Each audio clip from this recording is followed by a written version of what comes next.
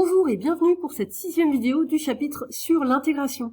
Dans cette vidéo, nous allons voir la dernière propriété de ce chapitre qui est l'intégration par partie, avec ce théorème, soit U et V deux fonctions dérivables sur un intervalle I, et on suppose que leurs fonctions dérivées U' et V' sont en plus continues sur I.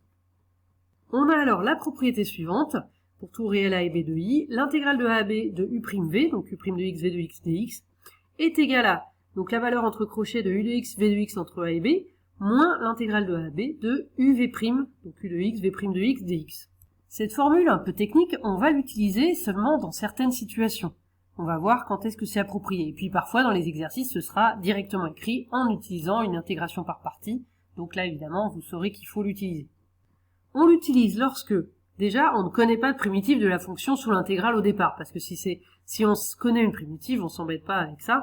On calcule, on prend la primitive et on calcule l'intégrale. Deuxième condition, il faut reconnaître une expression de type U'V pour pouvoir utiliser cette formule. Et troisième condition, puisqu'ici on va avoir l'intégrale de UV', il faut qu'on puisse la calculer, donc il faut qu'on connaisse aussi une primitive de UV'. On va voir tout de suite avec un exemple.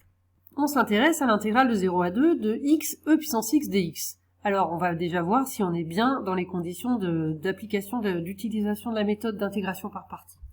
Première condition, le fait qu'on ne connaisse pas de primitive de x puissance x. C'est le cas. X puissance x, on ne sait pas trouver de primitive, puisque nous, on sait trouver une primitive lorsqu'on a U' puissance u, or là, c'est pas le cas.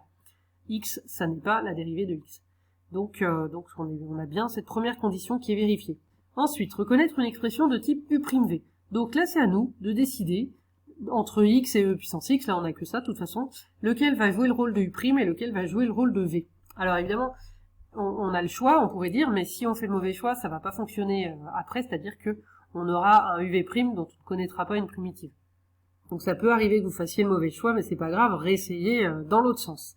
Ici, le bon choix c'est celui-là, c'est en prenant donc U' qui est e puissance x, et V de x qui est égal à x, donc on a bien U'V ici, c'est écrit dans l'autre sens, VU', c'est pareil.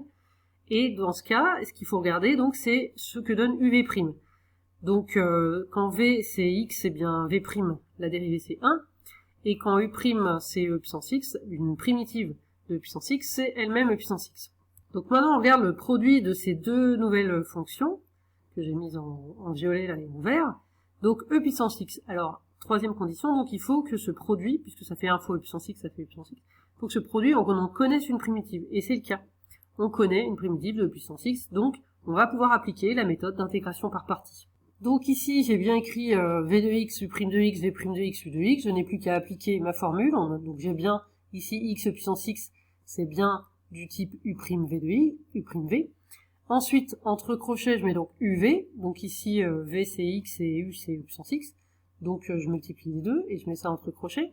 De 0 à 2, moins l'intégrale de 0 à 2, donc de UV', et ici UV', c'est 1 fois e puissance x, donc ça fait e puissance x. Donc j'obtiens cette formule. Voyons maintenant pour faire le calcul ici. Donc bon, la partie entre crochets, ça ne pose pas de problème, puisque là on n'a pas de primitive à chercher, on applique juste cette fonction en 2 moins la même fonction en 0. Donc ça fait 2 e puissance 2, on remplace x par 2, moins 0 fois e puissance 0, donc 0 fois e puissance 0, ça fait 0, il reste 2 e puissance 2. Donc, cette partie-là, c'est facile. Ensuite, il nous reste l'intégrale de 0 à 2 de e puissance x dx. Ça, donc, il faut qu'on cherche une primitive. J'en avais déjà parlé, donc on connaît une primitive de puissance x, c'est elle-même. Donc, entre crochets, on peut mettre e puissance x. Et donc, on calcule maintenant entre 0 et 2, donc e au carré moins e puissance 0, ce qui fait e au carré moins 1, puisque e puissance 0 vaut 1. On remet tout ça dans notre formule ici. Donc l'intégrale qu'on cherchait, ça vaut donc le crochet, là on a trouvé que ça faisait 2e au carré, moins, entre parenthèses, je mets ce que j'ai trouvé pour cette intégrale, donc e au carré moins 1. Maintenant, j'ai plus qu'à changer les signes de la parenthèse, donc 2e au carré moins e au carré plus 1, et donc finalement 2e au carré moins e au carré, ça donne e au carré, et donc il reste e au carré plus 1.